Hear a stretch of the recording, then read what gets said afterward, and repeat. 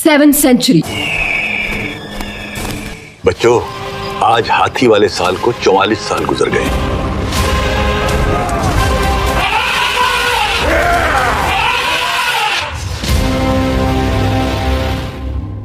क्या वाकई? शुक्र करो हम जिंदा हैं। मक्का।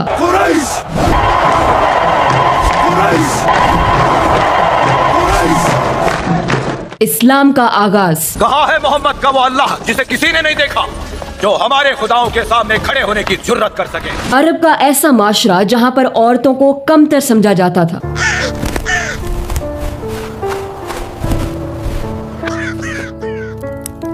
आज तूने बेटी पैदा करके मेरी नाक कटवा दी है।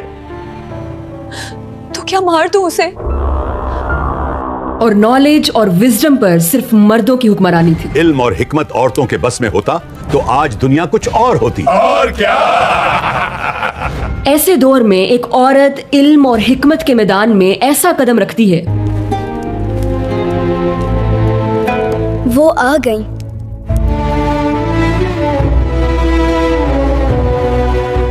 कि फिर बड़े बड़े आलिम उसके पास नॉलेज और विजडम हासिल करने आते हैं। इसके बारे में सिर्फ वही आपको बता सकती हैं। बहुत खूब।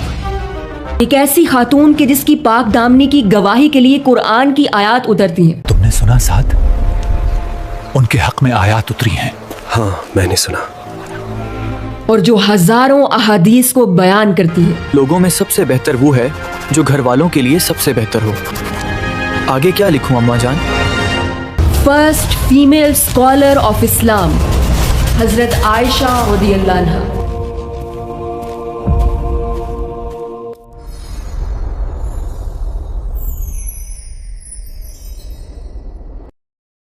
हजरत आयशा रज़ियल्लाहु अन्हा 614 में अरब के शहर मक्का में पैदा हुई। मुबारक हो अबू बकर, खुदा ने आज तुम्हें दूसरी बेटी दी है। ये वो दौर था कि जब पहली वही को नाजिल हुए 4 साल गुजर चुके थे और रसूलुल्लाह सल्लल्लाहु अलैहि वसल्लम ने सरेआम दावत देना शुरू कर दी थी। मोहम्मद ने आज सारी हदें पार कर दी हैं। ठीक कहते हो अबू लहब। अब तक हमने इसे नजरअंदाज किया है, लेकिन अब इसकी आवाज काबा तक पहुंच चुकी है। बस अब और नहीं, मोहम्मद का मामला अब हद से गुजर चुका है। अबू लहब, तुम्हारे भतीजे को रोकना ही होगा। हर तरफ से मुसलमानों पर जुल्म हो रहा था। यासिर, बोलना अपनी बीवी को कि वो मोहम्मद के खुदा को पुकारे। उस वक्त इस्लाम कबूल करना दर हकीकत मौत को गले लगाना था। बिलाल, होबल की कसम, आज तुझे मुझसे कोई नहीं बचा सकता। इस्लाम का पैगाम सुनते ही जिन 4 लोगों ने सबसे पहले इस्लाम का पैगाम कबूल किया, उनमें से एक हजरत आयशा रज़ियल्लाहु अन्हा के वालिद और इस्लाम के पहले खलीफा हजरत अबू बकर सिद्दीक रज़ियल्लाहु अन्हु भी शामिल थे।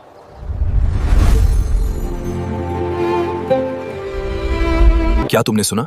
इन्होंने मुनकिरीन ज़कात के खिलाफ ऐलान किया है। हाँ, ये बात तो पूरे अरब में फैल चुकी है। हजरत आयशा रज़ियल्लाहु अन्हा का ताल्लुक अरब के कबीले कुरैश और कुरैश के एक सब ट्राइब बनु ताइम से था। हजरत आयशा रज़ियल्लाहु अन्हा की वालिदा का नाम रुमान रज़ियल्लाहु अन्हा था और उनका ताल्लुक कुरैश के सब ट्राइब कनाना से था। हजरत आयशा रज़ियल्लाहु अन्हा के 3 भाई थे, अब्दुर्रहमान बिन अबी बकर, अब्दुल्ला बिन अबी बकर, मोहम्मद बिन अबी बकर, और 2 बहनें थीं, अस्मा बिनते अबी बकर, उम्मे कुलसूम बिनते अबी बकर। हजरत आयशा रज़ियल्लाहु अन्हा बचपन से ही एलोकेंट, कम्युनिकेशन स्किल्स में बहुत एफिशिएंट थी। वो अपनी बात को इस अंदाज में लोगों के सामने रखती कि सुनने वाले को फौरन बात समझ आ जाती। हजरत आयशा रज़ियल्लाहु अन्हा की बहुत सी क्वालिटीज अपने वालिद हजरत अबू बकर सिद्दीक रज़ियल्लाहु अन्हु से मिलती थी, जैसे कि नॉलेज एंड विजडम। मदीना के हालात नाजुक हैं। क्या उसामा की फौज को भेजना दुरुस्त है? उनकी बसीरत हमारी फिक्रों से कहीं ज्यादा गहरी है।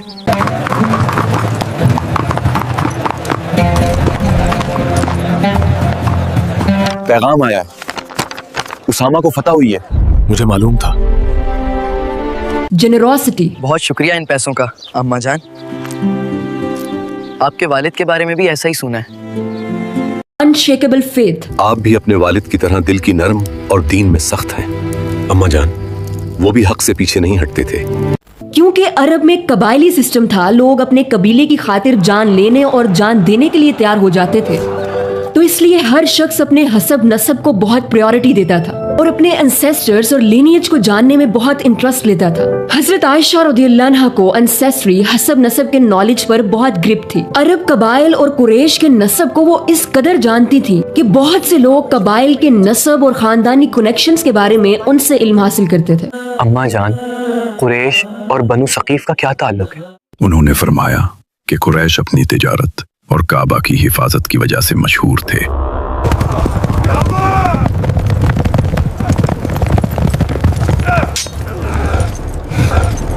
लूट लो इन्हें। हम काबा के मुहाफिज हैं कुरैश, जाने दो इन्हें। हम काबा की बहुत इज्जत करते हैं। बहुत शुक्रिया। और बनु सकीफ अपने मालो दौलत। ये ताइफ बनु सकीफ का है, इधर इनका का ही राज है। खुदा ने इन्हें बहुत नेमतें दी हैं, दौलत, माल, मवेशी, इनाज और जंगजू सिपाही। उन्होंने फरमाया सदियों पहले उनमें रिश्ते भी होते थे।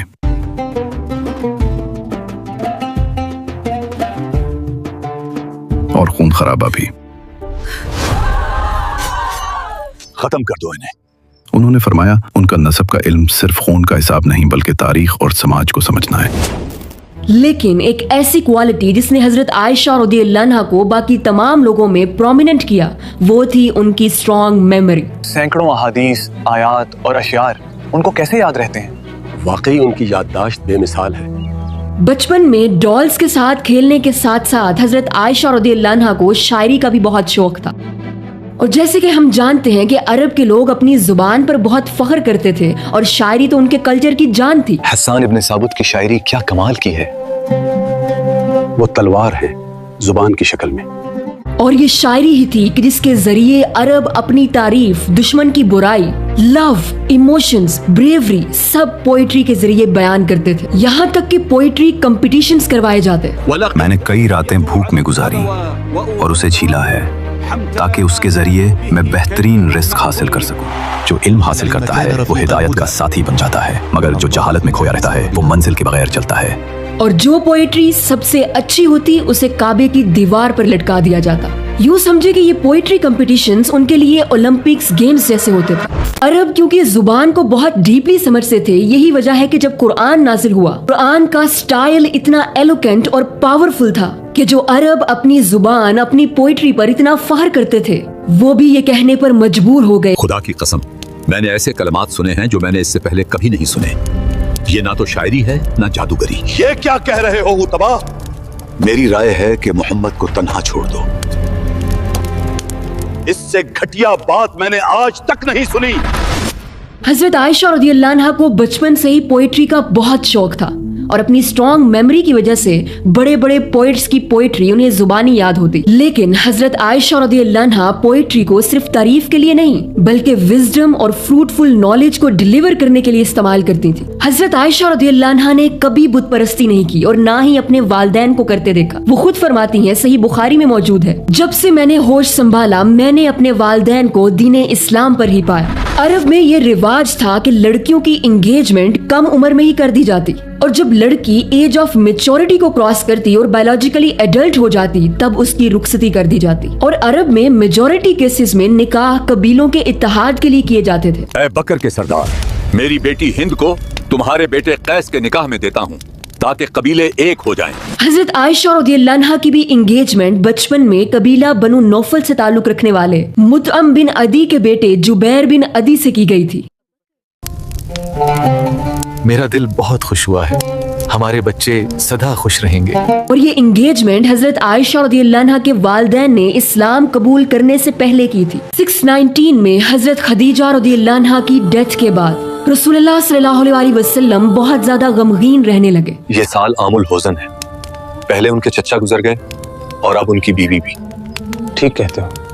उस वक्त आप सल्लल्लाहु अलैहि वसल्लम की उम्र मुबारक 50 साल हो चुकी थी और घर में बच्चे भी थे और इस्लाम की दावत की जिम्मेदारी भी थी। हजरत खदीजा रज़ियल्लाहु अन्हा की रिलेटिव्स में से एक औरत खौला बिनते हकीम रज़ियल्लाहु अन्हा जो कि मैच मेकर थी, वो एक दिन रसूलुल्लाह सल्लल्लाहु अलैहि वसल्लम के पास हाजिर होती हैं और अर्ज करती हैं, क्या आप अब निकाह नहीं करेंगे?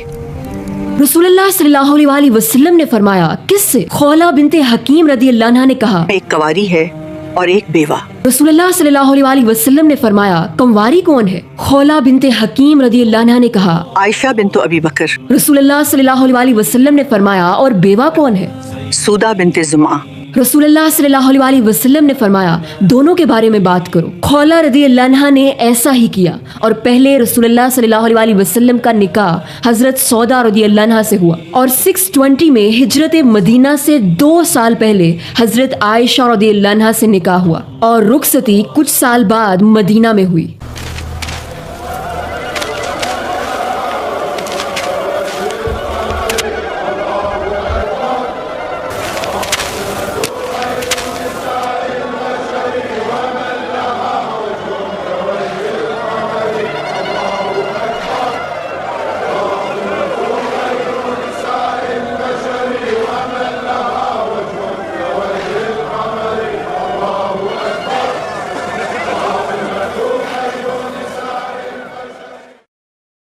शादी के वक्त हजरत आयशा रदियल्लाहु अन्हा की एज को लेकर बहुत ज्यादा मिसअंडरस्टैंड किया जाता है। मगर लोग तो कहते हैं उन्होंने इस उम्र की लड़की से शादी क्यों की? अहले अकल के लिए ये जान लेना ही काफी है कि अरब में तब तक एक लड़की की रुखसती नहीं की जाती थी जब तक वो बायोलॉजिकली एडल्ट होने के साथ साथ मैच्योर ना हो जाए। मदीना में हजरत आयशा रदियल्लाहु अन्हा की रुखसती रसूलुल्लाह सल्लल्लाहु अलैहि वसल्लम के साथ हो जाती है और रसूलुल्लाह सल्लल्लाहु अलैहि वसल्लम की अज़वाज में से हजरत खदीजा रदियल्लाहु अन्हा के बाद हजरत आयशा रदियल्लाहु अन्हा रसूलुल्लाह सल्लल्लाहु अलैहि वसल्लम के सबसे ज्यादा करीब हो जाती है। तुमने देखा वो अपनी बीवियों में से सबसे ज्यादा मोहब्बत उनसे करते हैं। बिल्कुल ऐसा ही है।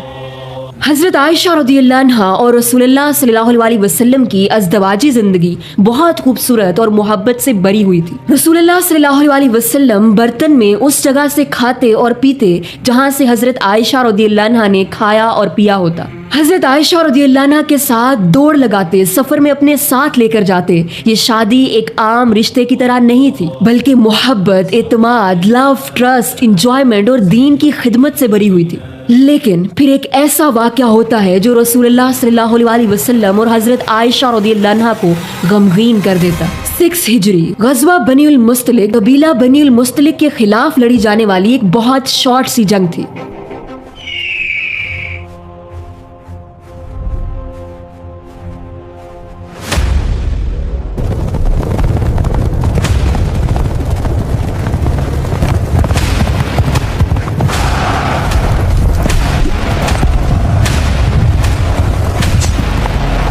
रुको, जब तक वो हुक्म नहीं देते।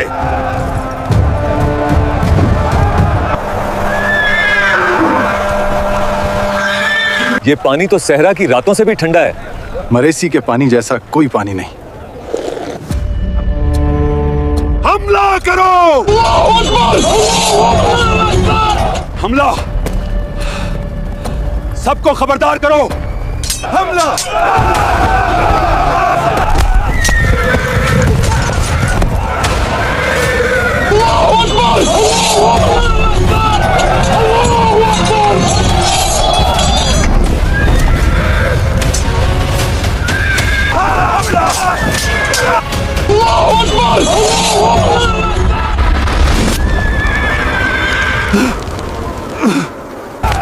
हमें छोड़ दो! हमें छोड़ दो! हमें बख्श दो! हमें बख्श दो! रो मत, हम औरतों पर हमला नहीं करते। अल्लाह अकबर! और कबीला बनी उल मुस्तलिक के लोगों को कैदी बना लिया जाता है। इन कैदियों में कबीले के सरदार हारिस बिन अबी दरार की बेटी जवेरिया बिनते अल हारिस भी होती हैं, जिनसे बाद में रसूलुल्लाह सल्लल्लाहु अलैहि वसल्लम निकाह कर लेते हैं। इसी निकाह के नतीजे में बहुत से कैदी आजाद कर दिए जाते हैं और बाद में पूरा कबीला इस्लाम कबूल कर लेता है। हम सब आप पर ईमान लाते हैं। हम सब इस्लाम कबूल करते हैं। लेकिन इसी गजवा से वापसी पर एक वाकया पेश आता है। गज़वा मुस्तलक की वापसी पर एक स्टे के दौरान आराम से नेचुरल नीड के लिए हजरत आयशा का हौदज जमीन पर रखा गया और हजरत आयशा नेचुरल नीड के लिए दूर चली गईं और इस दौरान उनका नेकलेस गिर गया। जब वो वापस आई और बैठने लगी तो महसूस किया कि नेकलेस उनके पास नहीं, तो फौरन उसकी तलाश में निकल पड़ी। हौदज उठाने वालों ने प्राइवेसी की वजह से बगैर देखे हौदज उठा लिया और काफिला रवाना हो गया। जब हजरत आयशा रज़ियल्लाहु अन्हा वापस आई तो काफिला जा चुका था, तो उन्होंने वहीं रात गुजारने का फैसला किया ताकि अगर कोई वापस उनकी तलाश में आए तो उन्हें वहीं मौजूद पाए। चूंकि अरब के सफर और काफिलों की पुरानी रवायत थी कि जब भी कोई कारवान सफर करता था तो उसके साथ बहुत से मुहाफिज होते थे। तुम पीछे जाओ, पीछे से ऊंटों का ध्यान रखो। उनमें से एक शख्स को रियर गार्ड या कारवान वॉचमैन बनाया जाता, यानी उस शख्स को सबसे आखिर में आने की ड्यूटी दी जाती ताकि अगर काफिले का कोई पर्सन, कोई सामान, कोई जानवर पीछे रह जाए तो उसे साथ ले आए। गज़वा बनील मुस्तलिक से वापसी पर काफिले का रियर गार्ड हजरत सफवान बिन मुअत्तल रज़ियल्लाहु अन्हु को मुकर्रर किया गया था। जब सुबह हुई और हजरत सफवान रज़ियल्लाहु अन्हु उसी जगह पहुँचे जहाँ हजरत आयशा रज़ियल्लाहु अन्हा मौजूद थी, तो आप रज़ियल्लाहु अन्हा को देखकर हजरत सफवान रज़ियल्लाहु अन्हु ने फौरन कहा, इन्ना लिल्लाहि व इन्ना इलैहि राजिऊन। हजरत आयशा रज़ियल्लाहु अन्हा की आंख खुल गई। हजरत सफवान रज़ियल्लाहु अन्हु ने अपनी ऊँटनी बैठाई। हजरत आयशा रज़ियल्लाहु अन्हा ऊँटनी पर सवार हुई और हजरत सफवान रज़ियल्लाहु अन्हु ऊँटनी को पकड़कर काफिले की तरफ ले गए। काफिलों के सफर के दौरान इस तरह का वाकया हो जाना कोई अनयूजुअल बात नहीं थी, लेकिन मुनाफिकीन ने इसी बात को बुनियाद बनाकर एक झूठा वाकया गढ़ लिया। क्या तुमने सुना गज़वा बनी मुस्तलिक की वापसी का माजरा? कहते हैं कि वो पीछे रह गई थी। मुझे दाल में कुछ काला लग रहा है। और मुनाफिकों के सरदार अब्दुल्ला इब्ने उबई बिन सुलूल ने इसे गलत रंग देकर हजरत आयशा रज़ियल्लाहु अन्हा पर तोहमत लगा दी। मैंने सुना है कि आयशा पीछे रह गई थी और उसके साथ एक जवान फौजी था और वो अगली सुबह ही काफिले से मिली। बल्कि हजरत आयशा रज़ियल्लाहु अन्हा और हजरत सफवान रज़ियल्लाहु अन्हु के हवाले से रूमर्स फैलाना शुरू कर दिए। उनकी बीवी होकर उनको ऐसे नहीं करना चाहिए था। पूरी रात गायब रही। मदीना में घरों और महफिलों में यही बात होने लगी। रसूलुल्लाह सल्लल्लाहु अलैहि वसल्लम के घर में सख्त बेचैनी थी। हजरत आयशा रज़ियल्लाहु अन्हा बीमार हो गई और रोती रहती थी।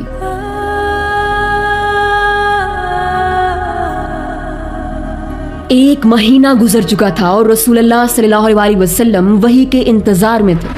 हजरत आयशा रज़ियल्लाहु अन्हा, हजरत उमरुमान रज़ियल्लाहु अन्हा और हजरत अबू बकर सिद्दीक रज़ियल्लाहु अन्हु बैठे होते हैं। इतने में रसूलुल्लाह सल्लल्लाहु अलैहि वसल्लम तशरीफ लाते हैं। सब उदास हैं, लेकिन एज अ प्रॉफिट रसूलुल्लाह सल्लल्लाहु अलैहि वसल्लम हजरत आयशा रज़ियल्लाहु अन्हा से फरमाते हैं, ए आयशा, मुझे तुम्हारे बारे में ऐसी बात पहुंची है, अगर तुमने गुनाह नहीं किया तो अल्लाह ताला तुम्हें बेगुनाह साबित कर देगा, और अगर तुमने गुनाह किया है तो अल्लाह से मगफिरत तलब करो। हजरत आयशा रज़ियल्लाहु अन्हा की आंखों में आंसू हैं और वो फरमाती हैं कि मैं जानती हूँ कि अगर मैं कहूँ कि मैं बेगुनाह हूँ और अल्लाह जानता है मैं बेगुनाह हूँ, तो भी आप लोग मेरी बात पर यकीन नहीं करोगे, और अगर मैं कुछ और कहूँ जिसके बारे में अल्लाह जानता है कि वो गलत है, तो आप लोग मान लोगे। और हजरत आयशा रज़ियल्लाहु अन्हा ने कहा कि मैं वही कहूंगी जो याकूब अलैहिस्सलाम ने कहा था, फसब्रुन जमील वल्लाहुल मुस्तआनु अला मा तासिफून। और हजरत आयशा रज़ियल्लाहु अन्हा रोने लगी। रसूलुल्लाह सल्लल्लाहु अलैहि वसल्लम और हजरत आयशा रज़ियल्लाहु अन्हा की मोहब्बत को सामने रखते हुए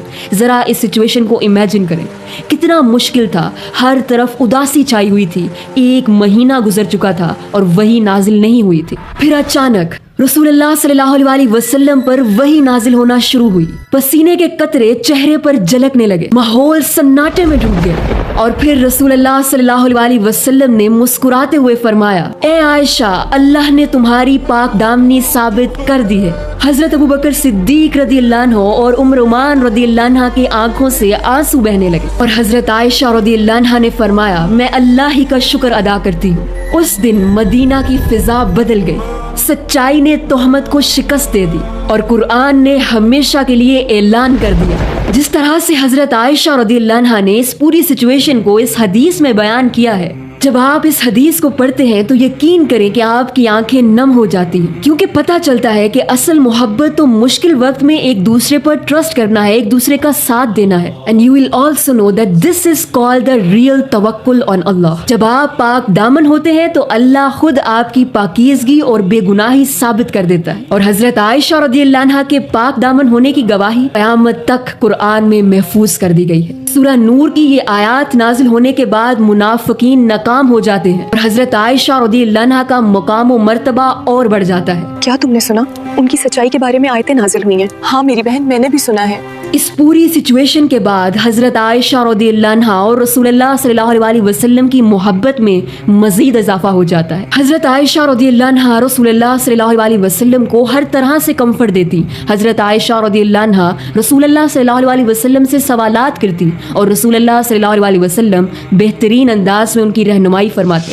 6:30 में रसूलुल्लाह सल्लल्लाहु अलैहि वसल्लम बहुत सी मुश्किलात को अबूर करते हुए, मुसलमानों को लीड करते हुए अल्लाह के हुक्म से मक्का को फतह कर लेते हैं।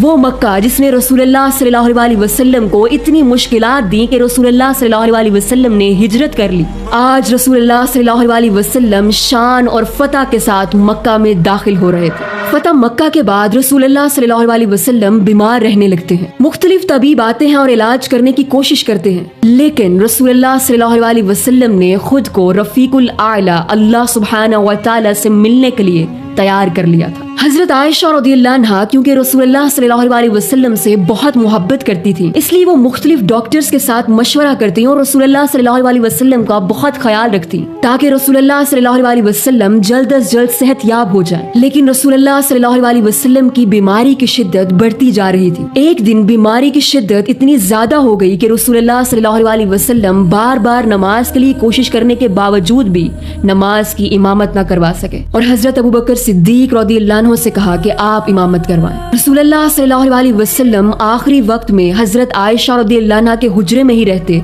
और बार बार पर्दे को हटाकर देखते कि क्या मुसलमान नमाज पढ़ रहे हैं या नहीं। रसूलुल्लाह सल्लल्लाहु अलैहि वसल्लम हजरत आयशा रज़ियल्लाहु अन्हा से इस कदर मोहब्बत करते थे कि आखिरी वक्त भी आप सल्लल्लाहु अलैहि वसल्लम ने हजरत आयशा रज़ियल्लाहु अन्हा के हुजरे में गुजारा। हजरत आयशा रज़ियल्लाहु अन्हा के मुंह से नरम की गई मिसवाक की और हजरत आयशा रज़ियल्लाहु अन्हा ही के सीने से टेक लगाए दुनिया से तशरीफ ले गए।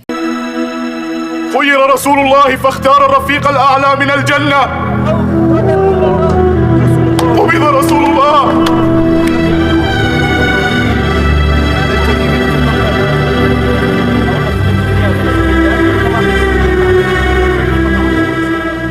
ये वो लम्हा था जिसने हजरत आयशा रज़ियल्लाहु अन्हा की जिंदगी को हमेशा के लिए बदल दी। रसूलुल्लाह सल्लल्लाहु अलैहि वसल्लम के दुनिया से तशरीफ ले जाने के बाद मदीना की गलियां सन्नाटे में डूबी हुई थी। उम्मत को रहनुमाई की जरूरत थी। लोग सवाल लेकर आते, दरवाजा खटखटाते और पर्दे के पीछे से हजरत आयशा रज़ियल्लाहु अन्हा की आवाज गूंजती। कुरान की तफसीर, सुन्नत की वजाहत और मसाइल का हल बताती। वो अभी कम उम्र थी लेकिन इल्म और फहम में सबसे आगे। वो बोलती तो सहाबा सर झुका लेते, वो वजाहत करती तो इख्तलाफात मिट जाते। मदीना का वो छोटा सा हुजरा जहाँ कभी रसूलुल्लाह सल्लल्लाहु अलैहि वसल्लम आराम फरमाते थे, अब इस्लाम की सबसे बड़ी दरसगाह बन चुका था। हजरत आयशा रज़ियल्लाहु अन्हा सिर्फ सवालों के जवाब नहीं दे रही थी, वो उम्मत की सोच संवार रही थी। वो तारीख के सफ़ात पर लिख रही थी कि इल्म औरत की जबान से भी उम्मत की रहनुमाई कर सकता है। दिन गुजरते गए और हजरत आयशा रज़ियल्लाहु अन्हा के हुजरे के बाहर स्टूडेंट्स की तादाद बढ़ती गई। हजरत आयशा रज़ियल्लाहु अन्हा सिर्फ मसाइल का हल नहीं बताती थी, बल्कि वो सवालों को सोचने का तरीका भी सिखाती थी। अम्मा जान, अगर अमल ना किया जाए तो क्या इल्म हासिल करना नजात का जरिया बन सकता है? स्टूडेंट्स हैरान हो जाते कि एक औरत इतनी डीप अंडरस्टैंडिंग से कुरान और सुन्नत को कैसे बयान कर सकती है। उर्वा बिन जुबैर रज़ियल्लाहु अन्हु कहा करते, इस्लामी कानून, अद्वियात का इल्म और शायरी में उन जैसा कोई नहीं। हजरत आयशा रज़ियल्लाहु अन्हा अपने स्टूडेंट्स को एविडेंस और लॉजिकल आर्गुमेंटेशन का तरीका भी सिखाती थी। मुंह बोले बेटे का भी विरासत में हक है, लेकिन विरासत का कानून तो खूनी रिश्तों पर मबनी है। इसकी कोई आयत या हदीस पेश करो जो इसकी दलील हो। मदीना में हजरत आयशा रज़ियल्लाहु अन्हा ने इल्म का एक ऐसा चिराग जलाया जो सदियों बाद भी उम्मत के रास्ते रोशन कर रहा है। अम्मा आयशा की इस हदीस से मेरे और आमिर के दरमियान मसला ही हल हो गया। वही हदीस कि तुम पर तुम्हारी बीवियों का हक है और उनका तुम। She was wise, eloquent, fearless and compassionate woman। चाहे अज़दवाजी जिंदगी से रिलेटेड क्वेश्चंस होते, औरतों से रिलेटेड, नमाज से रिलेटेड, इनहेरिटेंस से रिलेटेड, चाहे रसूलुल्लाह सल्लल्लाहु अलैहि वसल्लम की जिंदगी से रिलेटेड, हजरत आयशा रज़ियल्लाहु अन्हा ऐसी दलील के साथ और ऐसे आसान अंदाज में गाइड करती कि पूछने वाले को फौरन आसानी से अपने सवाल का जवाब और मसले का हल मिल जाता। रसूलुल्लाह सल्लल्लाहु अलैहि वसल्लम के दुनिया से तशरीफ ले जाने के बाद हजरत आयशा रज़ियल्लाहु अन्हा के वालिदैन भी दुनिया से तशरीफ ले गए। पहले उनकी वालिदा रुखसत हो गईं और आज उनके सदीक वालिद भी दुनिया से रुखसत हो गए। लेकिन हजरत आयशा रज़ियल्लाहु अन्हा ने अपने गमों को हिम्मत में बदल दिया और उम्मत की रहनुमाई को अपना मकसद बना लिया। हजरत आयशा रज़ियल्लाहु अन्हा कुरान की हाफिजा थी और इल्म बयान करते हुए उन्होंने कभी भी ग्रामेटिकल मिस्टेक नहीं की थी। आज हम जो दुआ कब्रिस्तान में जाकर मांगते हैं और जो दुआ हम रमजान में मांगते हैं वो हजरत आयशा रज़ियल्लाहु अन्हा ने ही बयान की है। अस्सलामु अला अहलि दियार मिनल मुअमिनीन वल मुस्लिमीन व इन्ना इंशाअल्लाहु बिकुम लाहिकून नसअलुल्लाह लना व लकुमुल आफिया। अल्लाहु अकबर,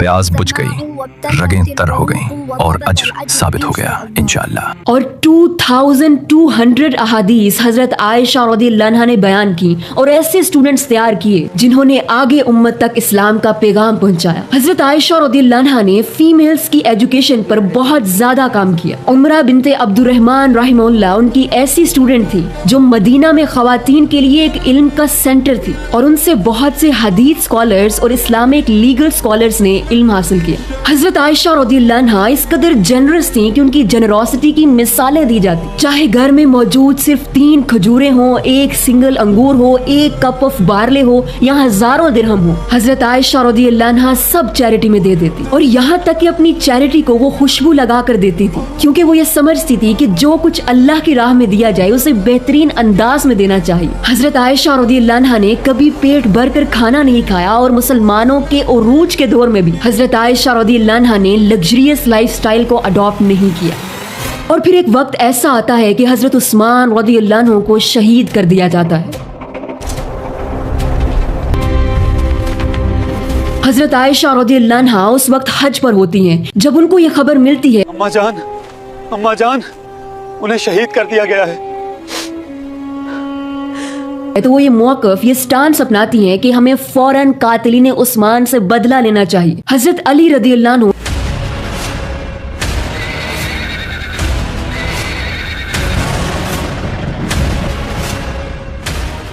जो उस वक्त खलीफा होते हैं वो ये स्टांस अपनाते हैं कि नहीं, अभी हमें वेट करना चाहिए। दोनों में इख्तलाफ हो जाता है जिसके नतीजे में जंगे जमल होती है।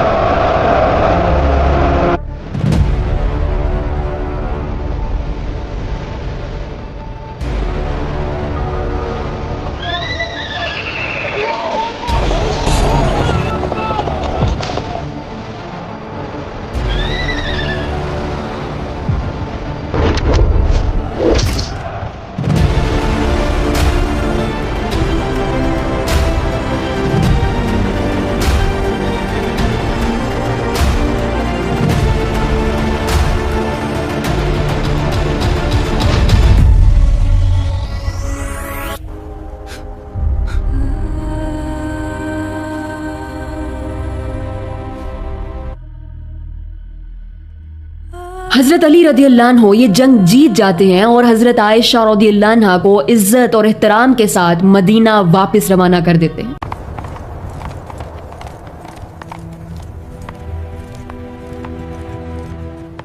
So that was just a political difference। बाद में हजरत आयशा रज़ियल्लाहु अन्हा भी सहाबा को मसाइल के हवाले से हजरत अली रज़ियल्लाहु अन्हु की तरफ रेफर करती और हजरत अली रज़ियल्लाहु अन्हु भी हजरत आयशा रज़ियल्लाहु अन्हा को प्रोटेक्ट करते थे। 658 हिजरी में हजरत आयशा रज़ियल्लाहु अन्हा बीमार रहने लगी। जब सहाबा को इल्म हुआ तो वो हजरत आयशा रज़ियल्लाहु अन्हा की अयादत के लिए आते। आज उनकी तबीयत कुछ ज्यादा ही खराब लग रही है, अल्लाह उनको शिफा दे, वो हमारा कीमती असासा है। हजरत आयशा रज़ियल्लाहु अन्हा बीमारी के दौरान भी अल्लाह सुब्हानहू व तआला का जिक्र करती रहती और फिर 17 रमजान को रात के वक्त अल्लाह सुब्हानहू व तआला का जिक्र और तलावत करते हुए हजरत आयशा रज़ियल्लाहु अन्हा ने दुनिया से पर्दा फरमाया। उम्मुल मोमिनीन हबीबतुर रसूल आयशा रज़ियल्लाहु अन्हा अपने रब की तरफ लौट गई। हर तरफ गम की फिजा छा गई। मदीना के लोग रो रहे थे और कह रहे थे आज इल्म का एक बहुत बड़ा दरवाजा बंद हो गया। ये थी उम्मुल मोमिनीन हबीबतुर रसूल हजरत आयशा रज़ियल्लाहु अन्हा की कहानी।